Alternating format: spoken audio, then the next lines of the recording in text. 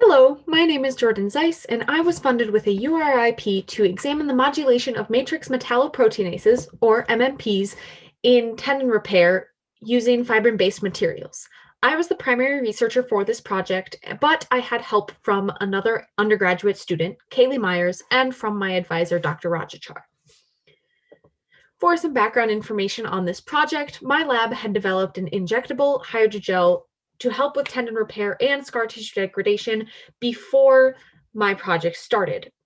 This hydrogel is kind of like Jello, and it starts off as a liquid which can be injected into the tendon injury site, and then it solidifies and has various components within it to help with the tendon healing process. My project was specifically focused on modifying one of the components, a fibrin microparticle, to try to increase scar tissue degradation with the goal of returning the healed tendon to its original biomechanical properties, since scar tissue can limit range of motion and flexibility. My hypothesis was that as the inner structure of the particle became more cross-linked, the degradation rate of the particle would decrease, and as that rate decreased, the activation of the enzyme that degrades scar tissue, called MMP9, would be decreased as well. My aims were to, 1, synthesize fibrin microparticles with varying cross-linking densities, 2, characterize the microstructure and degradation of these particles, and 3, evaluate the tenocyte character in response to treatment with the various fibrin particles, and this is illustrated in Figure 1. For this project, I examined 3 different microparticles. 1, fibrin, which acted as my control, 2, genopin cross-linked, and 3, double thrombin. These particles were all synthesized the same way, but the amount of thrombin used and the cross-linking densities of the 3 differed.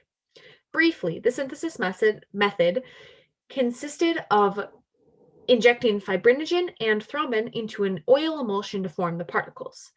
The control particles were synthesized using a 0.5 milliliter of thrombin, and the double thrombin particles were synthesized using 1 milliliter of thrombin, both with a concentration of 100 units per milliliter.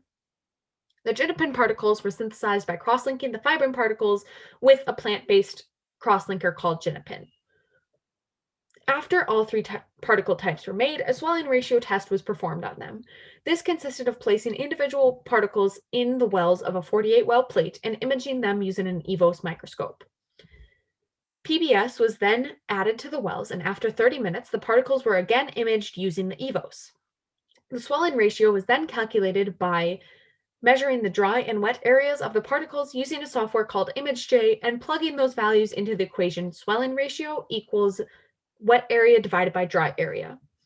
Then a degradation study was run using the double thrombin particles and the control particles.